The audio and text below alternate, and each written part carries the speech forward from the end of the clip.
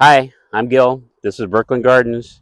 Max and I are wandering around the nursery and coming across a couple trees. I'm sending him home with a mugo pine that he's going to style for. So Max loves bonsai and has a nice collection. So there's a few things. So we're talking about a couple different things. We have a deciduous tree and a coniferous tree, a conifer. So here's a paperbark maple. It's a seedling, not grafted. Just looking at it, it has nice shape. I've had it probably about 6 years or so. It's got a nice little trunk, and a lot of times my bonsai friends like to go through the soil, and I don't mind some of it, but what do you think about the flare on that, Max? It's got a little bit of a, yeah, it's got a good, nice little flare, and got some nice branching to work with. It's looking really healthy. So we were just talking about um, he's just going to grow it on for a while and what to do with it. So it's in a grow bag in the field here. So he's going to take it home. He's going to dig a hole slightly larger than this grow bag right here, and about as deep. It doesn't have to be, super deep. And then fill it in with some kind of mulch. Sawdust will work. Bark will work. The wood chips will work, but they're a little bit chunky. Um, so something like that. And the reason for that is you want the roots to grow through the bag into the mulch. Those roots will get cut off eventually, but they'll be feeding the tree and they'll be kept moist. So he's going to overwinter this for 1, maybe 2 years, and just develop the tree. He can keep his eye on it. It's got a nice little flush of new growth on it. The color is really cool where it contrasts to with that green. So paperwork maples has that peeling, exfoliating bark that is really appealing. I like it a lot. So slow growing tree that you never know exactly what it's going to do, but it is usually typically pretty slow growing. So he can just leave that in the ground, develop it for his um, bonsai collection, and he doesn't have to worry about it. He doesn't have to worry about. Now this is in native soil. Eventually, Max, you're going to want to, when you strip the bag, you're going to make 3 or 4 razor cuts on it, pull it down, take your pruners and cut those roots on the inside, and you'll because eventually you want to reduce that. You'll probably take some of that soil. There's regular soil in there, like it's not a bark media, and then probably repot it and grow it on in a nicer pot, but um, do a root prune on it and all that. So that's my thought, my expert opinion, right? But anyway, it's a process, and I think that'll be a nice one to add to your collection. I like the leaves on it, the color of it, the contrast. So let me show you one other tree. Oh, it's that one here, right? Okay. So this is another miniature mugo. I've probably talked about them before, called Dave's Choice. They're like hundreds of different mugo pines, miniature ones, and most of them aren't in the trade. You don't find them unless you're a collector and search them out.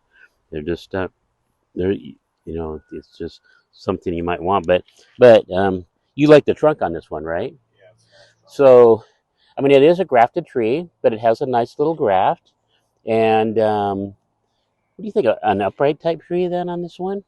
And so, but we've come down to where the roots are they've the soil that was probably up here, taking that off. So another one that you could repot anytime, but maybe this winter would be a good time. Just keeping it out and do some initial styling. Um, you're the expert on that, and but it should be fully rooted. I'm kind of curious. Let's see what the roots look like on this. If it's bad, we'll edit it out. So this is what we got. I mean, it's not so rooted in that the roots are circling. So definitely could stay on the pot this winter. You could pull some more of this topsoil off, I think. Just kind of loosen this up a little bit. I'm going to turn it around. We're seeing lots of like white roots. It means it's just putting out, and they're going down right now. So this is all a good thing. It's not become so root bound that you can't work with it. So, and that'll be a nice tree. brushing out old needles just for the average gardener. That's something that I think is therapeutic, and it helps the tree. And you could go in with your pruners, either your needle pruners, your Felco pruners, and prune out the dead limb after you get the needles out of there. It helps improve airflow, and you can see the branching better. Even if you're not a bonsai enthusiast, um, it just, for the aesthetics of the tree, I think it works really well. So put that back in there.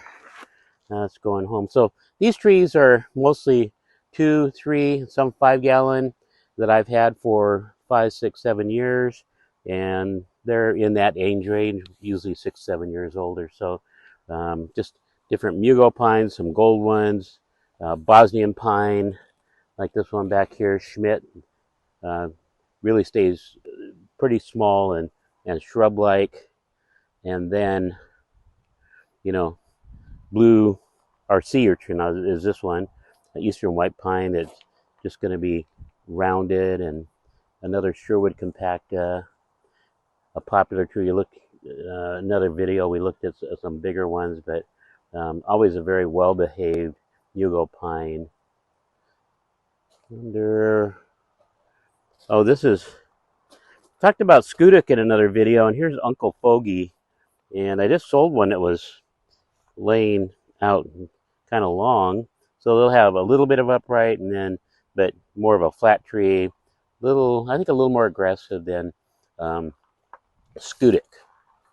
Chief Joseph, I would say everybody wants it. It's the best gold, one of the best golds out there. Might be the best, but it's a tree. Someone asked me recently what I had against Chief Joseph. It's just that in its old age, it doesn't look as good, and they can die on you for no apparent reason. So you just take your chances. But I'll always warn people, but that's just something you want to keep in mind if you want a Chief Joseph. Got a black pine that's a gold one, Ogon, and I've cut this one back to keep it shorter. It doesn't get huge, but again, it's somewhat of an aggressive grower, and it can put on a foot or more, even a 1.5 or 2 feet of growth. But it doesn't show a lot right now, but it does have a quite a yellow needle here. And a few dwarf Japanese white pines. So Dave Helms grafted these. There's like 3 or 4 of them. I just sold one the other day. So this is the desired plant right up here. It's called Regenhold, one of the most miniature little globose Japanese white pines. Love that plant. There's one called Bergman's Gem. Look how small that one is. It's short and yeah, it's got a little bit of growth, but pretty tight inner nodes. Would you bring it down a little bit or grow it on? The only the only thing about the Japanese white pines, that the grafted ones, they do show the graft as a, gets quite swollen and bulbous like, and so yeah, yeah. So for what you're looking for, it's not the best. But as a garden specimen, they certainly work fine. And sometimes people, they examine each one of them to see if it might work for them. So. Green penguin, I always love green penguin. I always like having quite a few of those around, and because I just love the plant. It's upright, slender, dark green, 2 sets of needles. So anyway, we've got a few ginkgos. Max is going to do a little turnaround and get a shot. They're not available right now, but they're doing quite well. I limed them this year, and that's something I learned from Matt and Tim Nichols from Mr. Maple. That they bring the pH up to a more neutral pH by liming them once or twice a year, and they'll uptake their fertilizer and make them a healthier plant. So I had a bunch of them die on me, and these here are the ones that the survivors with the lime on them have done really, really well. So. And Max will get a little shot of just a few things we have in this area. This area was totally full, plus the fields were full, and it's. I am reducing my inventory and trying to close down, and there's plants in production right now, and it's, even though I wouldn't say I'd like to close down this year, but actually I want to.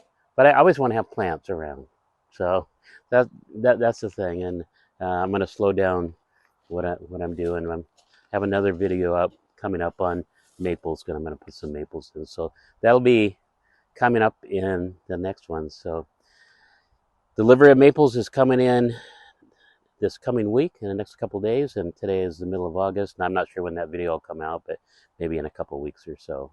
So keep your eye out for that. And I'm just gonna love having them around because they're nice 5 and 7 and 10 gallon size maples, maybe even a few bigger, so different ones. So until next time, I thank you for joining us, and for watching this, and we'll see you on the next video.